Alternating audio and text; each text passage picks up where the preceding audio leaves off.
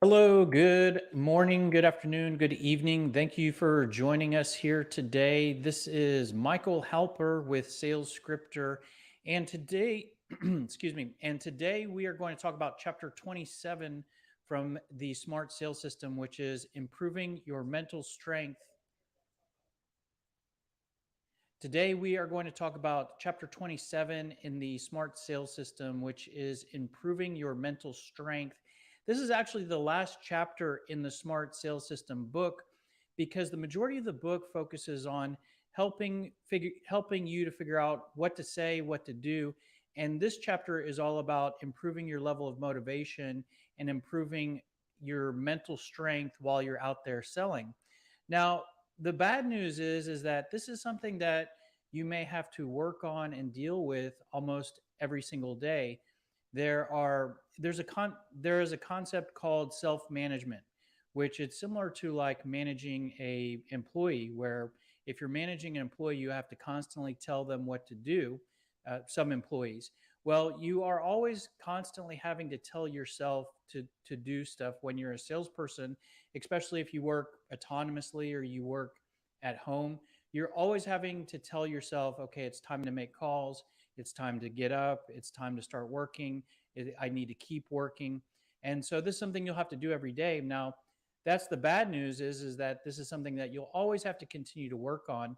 The good news is that there are small things that you can do to improve your level of motivation. What I'm going to show you here today is not just fluffy, put on your Nikes and just go do it type stuff.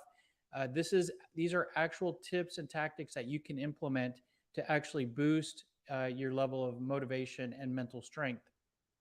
So that being the case, the agenda for today, first I want to just start out by talking about the mental challenges that we all have to deal with as salespeople. Then I want to talk about how we can decrease any self-doubt that you may have. And then once we decrease your self-doubt, how can we improve your mindset and build a stronger mindset? And then once we have a strong mindset, what can we do ongoing long term to maintain that mental strength? And so let's just get started with talking about the mental challenges that we all have to deal with, because let's first start to talk about the external environment that we are all really operating in, right? This is the world that we live in, the world that we're trying to sell in. And the reality is that the prospects that we're trying to sell to are extremely busy, especially if you're doing B2B selling. the you're selling to decision makers. Those are high level managers. They have a lot of responsibilities, and those are difficult people to get a hold of and get time with. There's not only is that difficult, but there's a tremendous amount of competition that you're fighting with. Not only likely are there direct competitors that probably sell the exact same thing that you sell, that are trying to reach the same busy people, but you're also competing with vent but you're also competing with salespeople and vendors that have nothing to do with what you sell. Not only external vendors, but there are probably state people internal in the organization that are trying to sell stuff that you are competing with in terms of trying to get the prospect's time and attention. Because of all that, prospects don't answer their phone. One of the biggest challenges you'll have as a salesperson is just trying to get a prospect on the phone. And in today's day and age, it seems like it's getting worse every year. And because of all that, prospects usually put gatekeepers in the way of trying in between you and them. They put gatekeepers uh, in place so that they can screen all of the different salespeople out that are trying to get a hold of them. And once you fight through all of that, it's most likely that if you do end up in a meeting on the phone or engaged with a prospect, they most likely will not be in buying mode for what you sell. And that's not that I'm not trying to say that you can't sell to them, but they're not sitting there researching what you sell in most cases. And that's just a challenge that we all have to deal with and work around. Now, the important thing about this external environment that I really want to take away from this, especially as we're trying to build uh, mental strength, is that we all deal with the same external environment. We are all fighting with all these different challenges. So when you're struggling with one of these, don't feel like this is this is something you can't handle and that you can't deal with, and that you're being punished in some sort of way, or you've been dealt a bad deck of cards. We are all dealing with this. And the other thing is that there's nothing that you can do to change any of these. There's nothing that you can do to make your prospects less busy or to decrease the level of competition that you have. So this is just the environment that we're trying to operate in. Now that's the external environment. There's also an internal environment, which is the way you feel, what you're thinking, and what's going on inside of you. And so some things that you might be, and so some things that you might deal with are that there could be a constant fear of rejection. With every cold call, being rejected is definitely a potential outcome. And that's maybe something that you might feel and think about. Because there is a potential for rejection, you might struggle with call reluctance, which is not feeling like making cold calls, or dreading making cold calls, or just not enjoy making calls, and you have a level of call reluctance. It can be difficult to know what to say. And that's something that we work on here at SalesScripter. But if you're a salesperson, you work for a company, you sell a product, you maybe sell multiple products, and there can be so much information in your head around the features that you sell, how it works, why a prospect should buy from you. And so it can be difficult to figure out what to say, especially when you're doing phone prospecting, where you have just a small window of time. How am I going to tell this prospect uh, how am I going to share all this different information with this prospect in this brief window of time, or this very short email? So you can struggle with not knowing what to say and do. And because you don't know what to say and do, you might not have a high level of confidence. You're about to pick up the phone, you're going to call someone, they might reject you. You have 2 minutes to work with. What are you going to say? How are you going to manage that? And that can decrease your level of confidence. And because if you get rejected a lot, you might struggle with, well, let me back up here. If you are getting rejected, and if you are trying to talk prospects into buying your product, that might feel like you're having to push and push, and you're not, and prospects aren't buying into what you're selling. That might decrease the level of belief that you have in what you sell. It can be very common to be a salesperson to have a bag of products and to make money when you sell those, and to want to sell those products, but to feel like the person that you're talking to probably isn't going to want what you sell, and you have to really fight to try to get them to want it. And that and that is and that's an example of not having a ton of confidence in what you sell. And because when you add up all of those things, you might end up with a low level of motivation. And so that's what we're really going to talk about here today, is how can we boost your motivation? And the reality is that while you don't have a lot of control over your external environment, there is a tremendous amount of control that you have over your internal environment.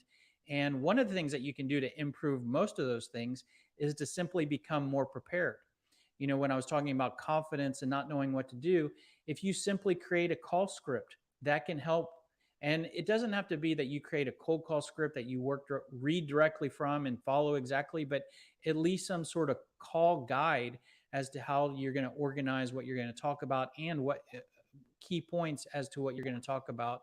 Key questions to ask. This is one of the most, if you're going to create one prepared piece of information, creating a good list of questions to ask can take you a long way. It can help you to stay in talking with prospects when they try to get rid of you. So key questions to ask. You're going to face objections, and a lot of times when prospects reject you and try to get rid of you, they're giving you some sort of objection. So preparing some sort of response ahead of time for the objections that you can anticipate can greatly improve that internal environment. And practicing can go a long way. When you're doing cold calling, you may spend an hour making calls, but you only really talk to one or two people. What that means is that you can get very rusty and forget what to say and what to do.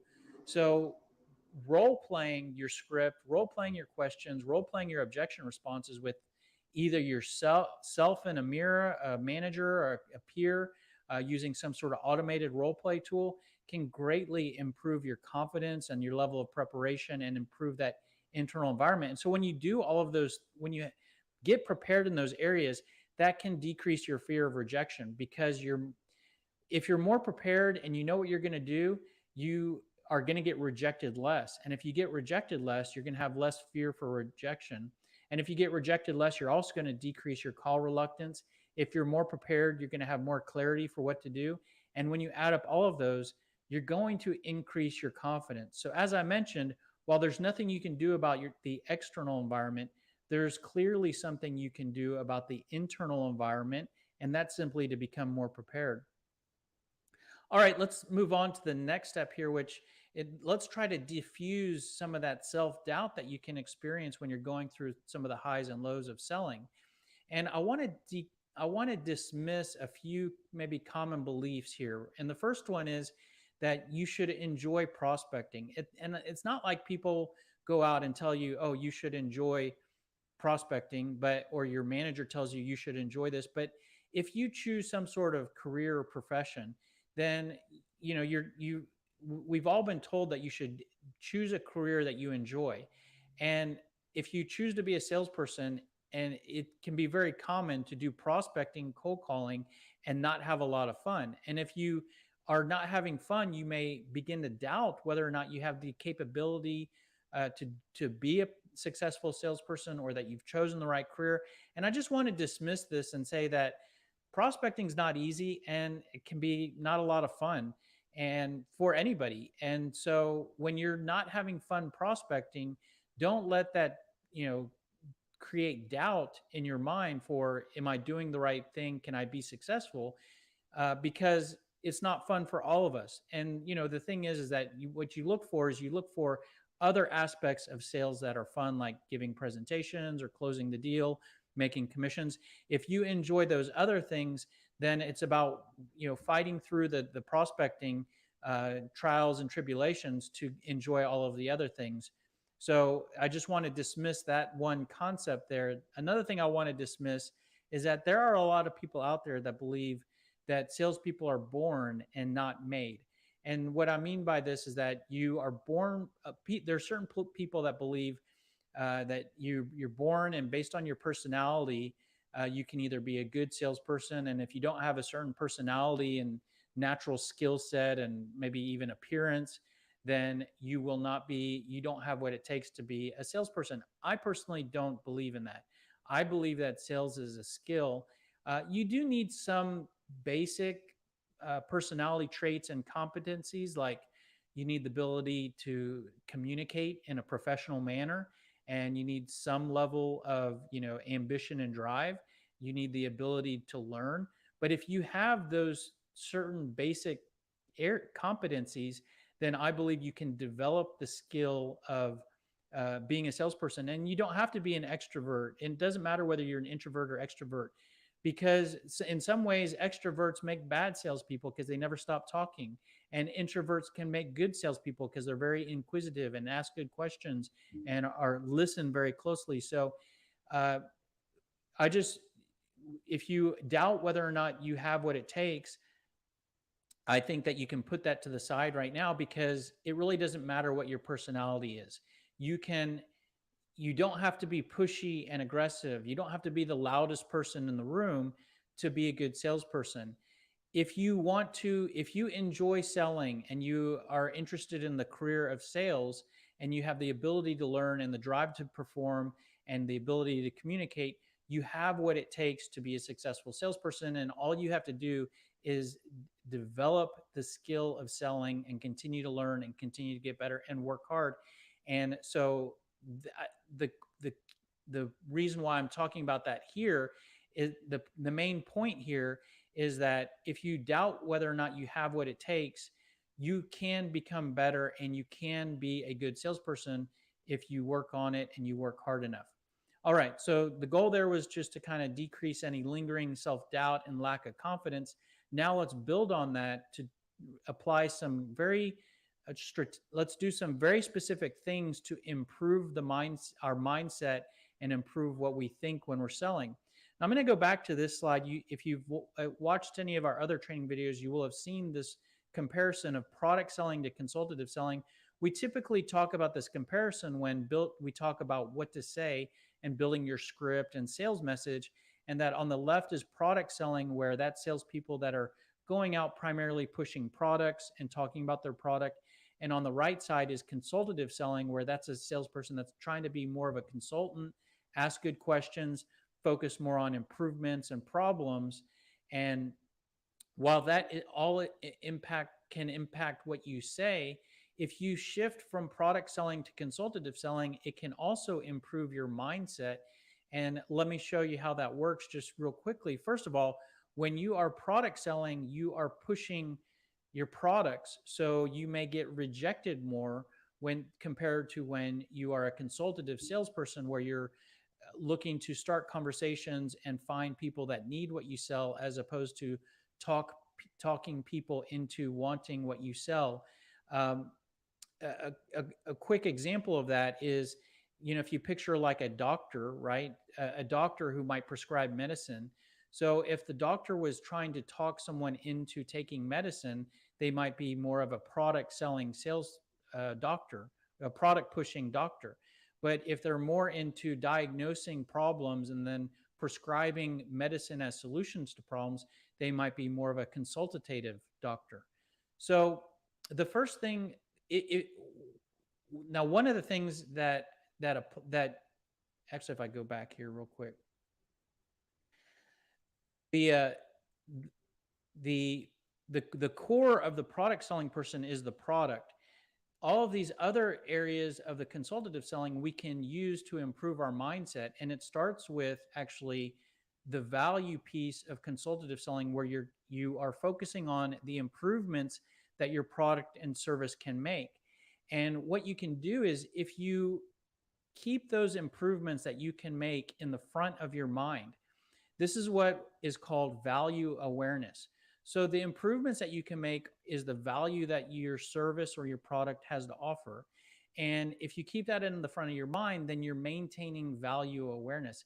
It can be very easy for you to know the value and benefits that your product delivers, but to forget it, to put it on the back burner, and to have in the front of your mind the product that you sell and only talk about the product. That's how you fall into being more of a product selling salesperson.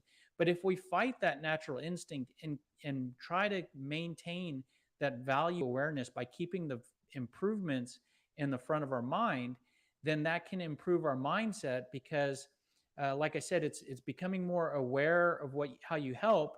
And when you're more aware of how you help, then you can realize that there are people out there that need what you sell. And if there are people out there that need what you sell, and you're just trying to find those people, then you are looking for the people that you help. And this can decrease your call reluctance, because if you're trying to push a product and you're trying to talk someone into wanting what you sell, you might be reluctant to try to have that conversation. But if you are reaching out to someone to see if they are part of the pie of people that need what you sell, then you will be less reluctant, because you're trying to help people and you're just trying to look for the people that need your help. And that's the next step here, which is you want to view yourself more as a helper. If your product helps in some sort of way, there are people that need your help and there are people that don't. Just like if there's a doctor that has medicine, there are people that are sick that need the medicine, and there are people that are healthy and don't need the medicine. So you're just trying to find the people that need the medicine and the people that need your help. And if you cross paths with someone that doesn't need your help, you're not doing anything wrong. They're not doing anything wrong by telling you that they don't need you. Uh, you're just scratching them off the list, as of the list of people that potentially need your help, and they're saving you time for that could have been wasted with them, so that you can go find the people that need your help. So you want to view yourself as a helper in the way that your product or service helps someone, and you're just looking for those people that need your help. And this is a shift in mindset from being a taker. When you're a product selling salesperson and you are trying to talk people into wanting your product, you're becoming a taker. You want to first take their time so that you can talk to them about your company and your product. Then you want to talk them into buying and close the deal, which is then you taking their money. So that's a very taking mindset. Becoming value aware and looking for the people that need your help and focusing on them and trying to help them is more of a helper. So start being a helper and stop being a taker. The next tip is to try to minimize and eliminate using weak language. When you when you talk in a weak way, and I'll give you some examples here, that can make you feel weak in terms of what you're trying to do and your position compared to the prospect. For example, when you say stuff like, I know you're busy right now, but I'll only take a couple minutes of your time, or I'm sorry for the interruption, or I will not take too much of your time, or did I catch you at a bad time, or I'm sorry to bother you. This is all very weak. And this is the type of language that a taker takes, because when and that might a product selling salesperson might use, because that person knows that they're not helping, they're trying to take, and they're trying to be as less intrusive as possible, and they know that they're bothering the person because they're trying to push their product on them. So they try to soften that by using this weak language. And right away, not only are you presenting yourself in a weaker, lower value position to the prospect, but you're probably likely feeling lower value as well. So just eliminate this language. And quite honestly, if you truly become value aware, keeping your improvements at the front of your mind, and you really truly begin to see yourself as a helper instead of a taker, then you will naturally stop using weak language. But until you get there, just really realize when you're using language like this and try to eliminate it. The next tip is to use a tool called sales affirmations. So you may know what affirmations are. Affirmations are basically positive statements that affirm and strengthen your mind or around something that is basically a strength for you. And I'm going to be very specific here and give you a tool that you can actually use. This is not, fluffy, let's look in the mirror and tell ourselves that we're smart enough, we're good enough, we can be a good salesperson and we can go out and make a lot of money. I'm going to give you real tactical, tangible affirmations that you can use to improve your mindset. And really, it goes back to this same concept here of product selling to consultative selling. When you're product selling, all you're really thinking about and talking about is your company and product. But if you're consultative selling, you can use almost all of these different areas of your consultative selling sales message to as sales affirmations. So let me show you what that looks like. And it actually starts with building your consultative selling sales message, which we've done in a previous training module. So if this slide is new that I'm going to show you here, you might want to go back and watch the training module on how to build your sales message. But in a previous module, we basically created a sales message, a consultative sales message for web design services, targeting small businesses. These are the improvements. These are the pain points. These are the questions we could ask. And then this is a customer example for that particular service line. This is the sales message that we created. And that allowed us to create different building blocks that we then use, or that we've used in other training modules to create scripts and emails and voicemails and whatnot. Now we can use those same building blocks to create sales affirmations. And let me show you what that looks like. So if we start with our value points, not only can we use our value points in our script, but these are sales affirmations, because if our service helps small businesses to increase revenue and improve website conversion rates and increase website traffic, those are all great things for our prospects. And there are people out there, businesses that are interested and need those improvements. So we just need to find those people. And we can look at this and treat this as an affirmation to ourselves that, hey, I help small businesses. I help small businesses in very important ways. Now, there are businesses out there that have done a very good job in these areas, and they don't need my help, and that's just fine. I may talk to them, but hopefully I identify them really quickly so I don't waste their time and my time, because I'm trying to find the people that need this help. And I'm a helper, and this is how I'm going to help. I'm trying to help the people that I'm about to call. So the way you could use that is you could look at that as an affirmation to remind yourself before you make a call, when you start your day, in between calls if you really have to. And you could use your pain points in the same way, because if your product solves problems like There are small businesses out there that aren't getting enough revenue through their website, or they're not converting website visitors, or they're not getting the website traffic they need. Those are problems.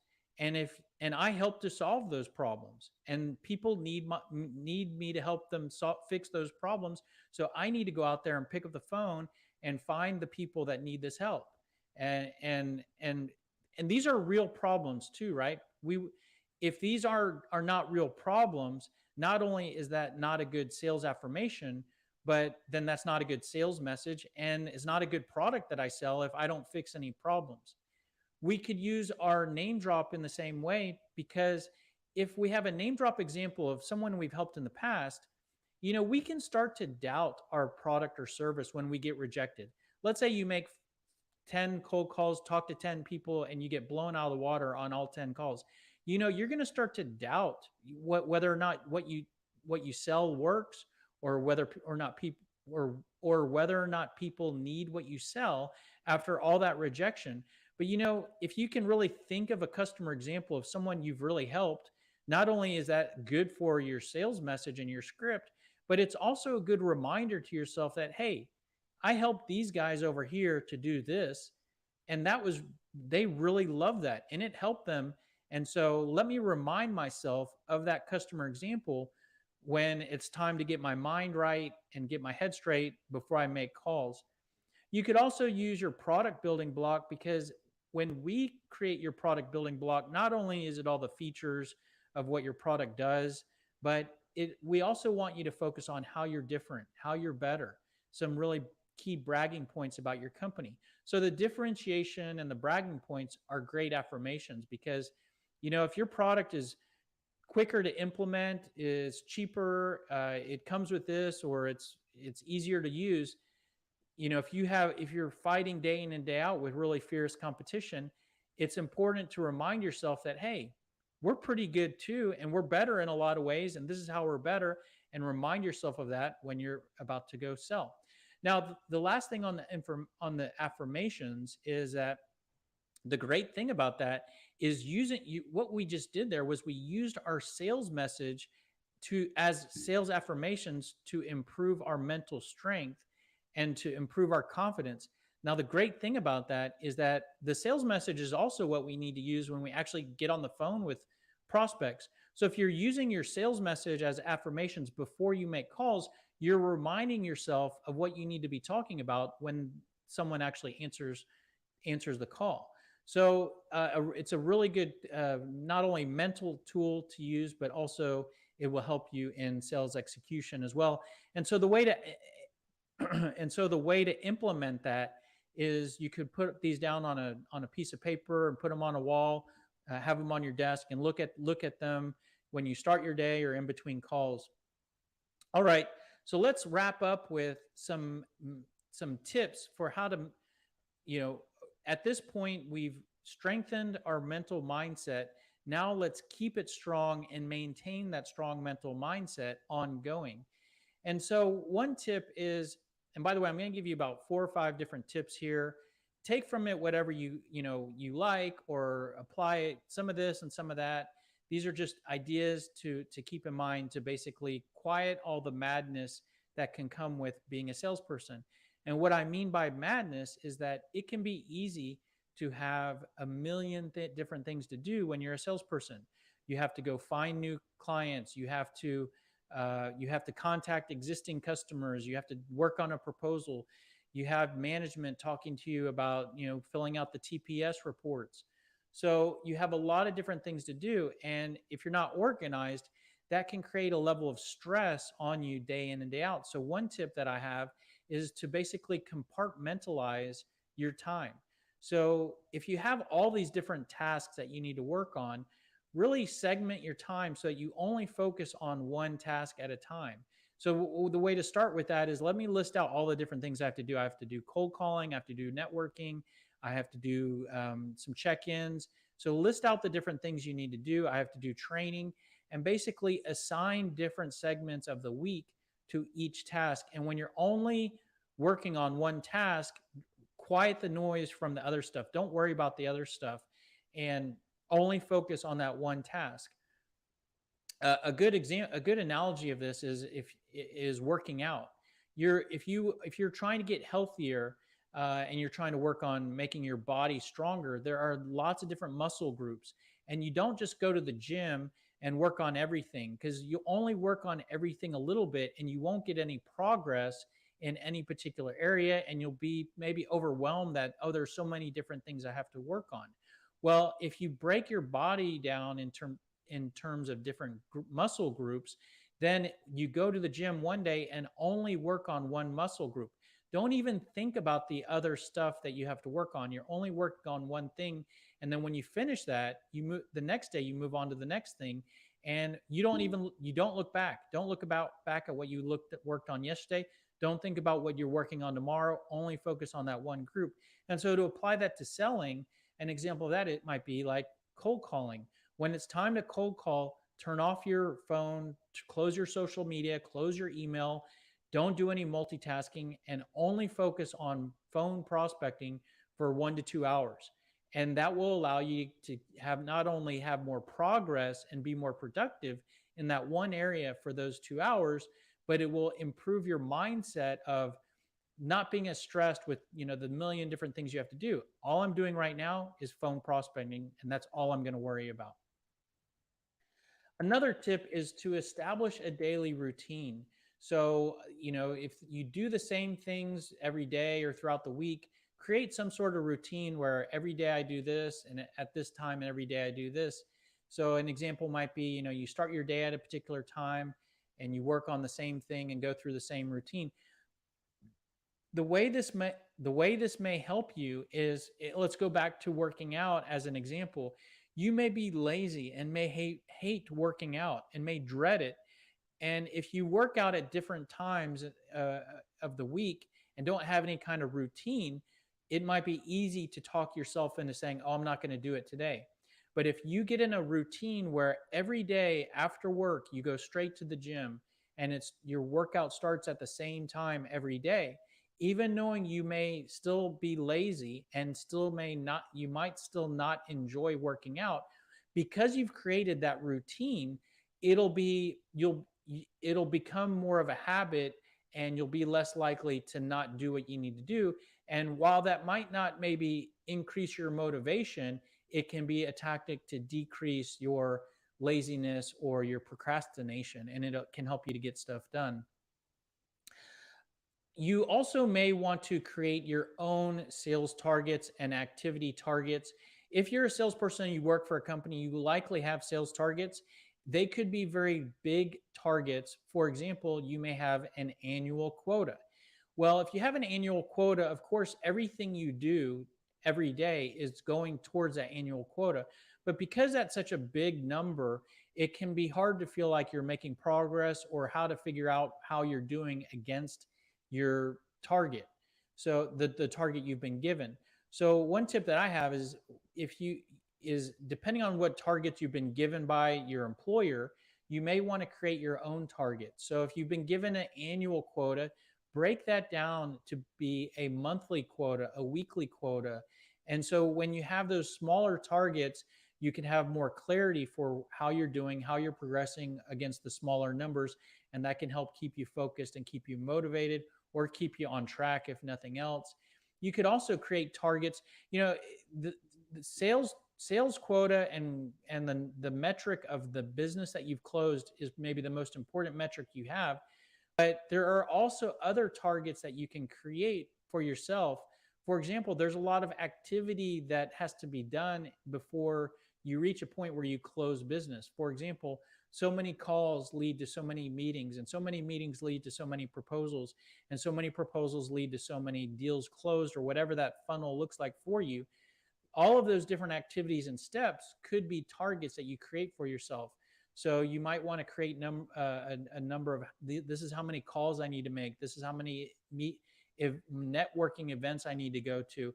And so create your own targets and actually keep track of them. And a good thing for your targets is for them to be realistic. So you don't want to say, oh, I'm going to make 200 cold calls a day, or even 100 cold calls a day, if that's not realistic. Pick a number that you can realistically hit, so that you're more motivated. Because if you create a target that's not realistic, it's just going to be something that you're going to try once and not get close to it, and it's not going to create that level of motivation. Building off of the creating targets for yourself, you could also create tools that help you to track your progress against any targets. So a good example of this might be, if you're doing phone prospecting, tracking the number of calls that you make. And how you do this, I mean, you could create an Excel spreadsheet with, put like a check mark or one for each call you make, or you could use some sort of elaborate software tools for tracking. But the concept here is, as you're completing activity, an activity that's making progress towards your ultimate goals, track the activity that you're completing. Not only will this give you visibility in terms of where you're at, if you need to increase your activity or decrease your activity, but by actually seeing the activity that you're completing can help with your mindset. It can help give you a feeling of accomplishment, and that you're getting something done, you're making progress, and that can feel good.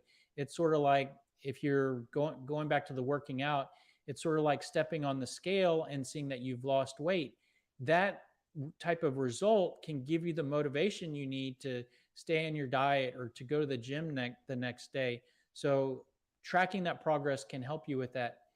Now, a slight variation of that is, and this is something that I do personally, which it's a concept of creating daily check boxes. So this could kind of overlap with your tracking progress, but it's slightly different in that there's stuff that needs to be done every day. Like, and this list of and so for each thing that needs to be done, you could create a checkbox. And it's kind of similar to a to-do list, but a to-do list is different in that a to-do list might be unique for each day. This is what I need to do today. These are the errands I need to run. The list of check boxes are the things that you need to do every day to keep making progress towards your goal. So it's not, go run an errand. It might be making an hour of cold calls, or maybe for you, it might be just making one cold call, whatever that number needs to be. If you're a business owner, it might be creating a video for your business every day, on posting that video on social media. Whether you're a business owner or you're an employee, we all have administrative tasks that can build up.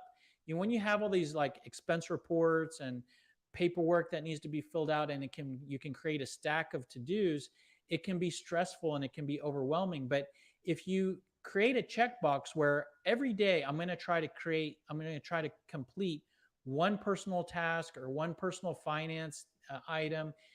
Just think of, if you do one item a day, you could have a big stack of to-dos, and then it only takes a couple weeks for all of that to get wiped out if you just do one a day.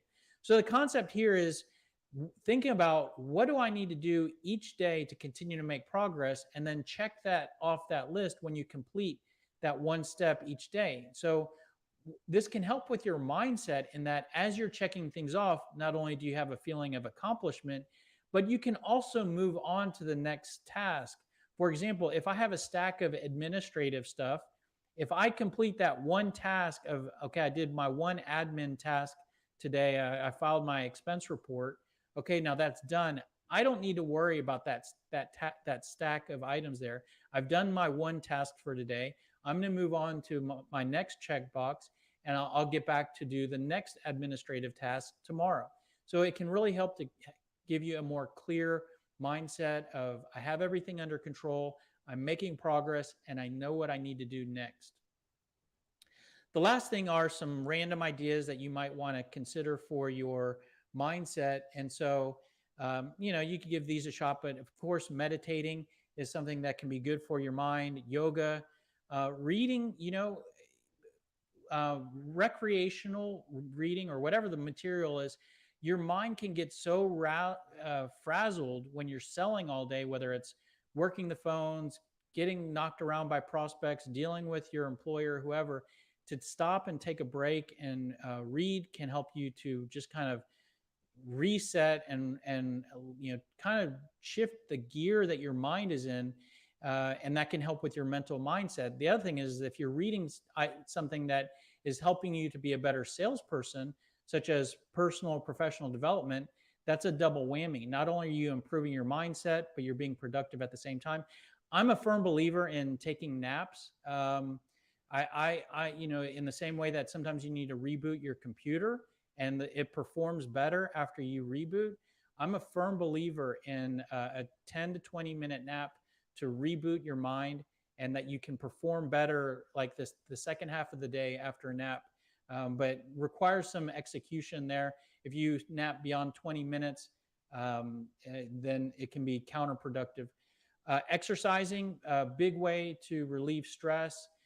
You can, if you can incorporate exercise into the middle of your day or after at the end of your day, that's a great way to release stress, um, get blood flow to your brain, making your brain stronger, help, and that can only be good things for your mental mindset, for your clarity, for your brain power. Taking walks in the morning or during the day uh, is a great way to clear your mind. Whether or not you kind of ponder your sales activities and opportunities when you're walking, or try to decompress and think about something completely different, is up to you. But walking is a great thing for your mental mindset.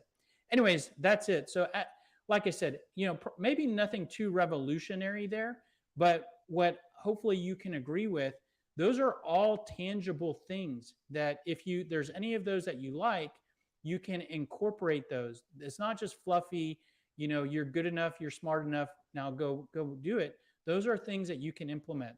And so a few takeaways. One is, if you have doubt on whether or not you can be successful, I believe, like I said, if you can communicate, if you can work hard and you can learn, you have what it takes to be a successful salesperson. You just have to invest energy, effort in performing and learning and developing your sales skill. When you're struggling out there, you're getting knocked around, just keep in mind, we're all dealing with the same stuff. When prospects aren't answering your cold calls, keep in mind they're not answering your competitors' cold calls either. So we're all dealing with the same challenges, if that makes you to feel any better. Now, some of those challenges you have no control over, like your prospects being incredibly busy, but there are a lot of things you have control over, like your internal mindset, how prepared you are, what you're thinking. And really, in terms of what you're thinking, probably one of the most important things that you can think about when you're selling is becoming more value aware, keeping those improvements of how you help in the front of your mind. Not only can that help you to uh, be more confident and less reluctant and fear rejection less, but it can also help you to improve how you communicate, because your benefits are going to be right there in the front of your mind. All right, so that's pretty much it. So hopefully you got a few tips here that give you some ideas of how to improve your mindset. If you want to return the favor, very easy for you to do. All you have to do is like, comment, share this video, subscribe to our channel. Any or all of those will help us tremendously in terms of helping us to grow our YouTube videos and our channel and our business. If you like these long videos, then you may like our daily sales tips that we post on all of these social platforms. We basically slice and dice these long training videos down to 30 to 60-second sales tips and post these every day. Follow us on all of those. Also, following us there is a great way to help the channel. If you're thinking, well, these tips are great and I want more, everything I've talked to you about here today is part of the SMART sales system. SMART stands for sales messaging and response tactics. So as you can see, really everything we talk about, and we believe that everything you need to do to improve and become better is built on your sales message. Not only is that how you create a good script and good emails, but creating a good mental frame of mind is all built on having a good sales message. And so that's what we help you to do. That's how we help you to build your sales message and help you to become smart and help you to communicate better. And we call it a system because it's an actual system that you can implement. In the same way that I mentioned, these tips are actual tips that you can implement. This is a system and process that you can actually adopt step by step. And level one of the SMART sales system is, like I said, the foundation is your sales message. So we take you step by step through a process to create your sales message. And then once you have your sales message, we take you to level two, and we can use your sales message to create your sales scripts or your emails, voicemails, objection responses, or your sales affirmations. And once you basically have all that in place, then you can move to level three, which is kind of the how to cold call, how to cold email, how to get around objections. So we provide training modules and tips in all of those areas. So that's the smart sales system, this three-level deal here. And so the good news is if you want to start to implement the smart sales system, you can actually do that on YouTube for free, because there are training modules for all of this on YouTube, and it's all completely free. So you can get started with that. When you're ready to go to the next level and you want to invest more in terms of time and money, then the upgrade from there would be to purchase our software application called Sales Scripter. Sales Scripter aligns with the smart sales system. For example, level one is to create your sales message. There is an area in Sales Scripter called the Sales Message Builder that will take you step by step through all of those processes. And then once you have your sales message in Sales Scripter, there's an area of Sales Scripter that aligns with level two called the Sales Playbook, which basically uses your sales message to create all of those documents, creates cold call scripts, emails, voicemails, objection responses, and whatnot. And then there's tools in Sales Scripter to help you with level three, to help you with cold calling, objection handling, cold emailing, email automation, and whatnot.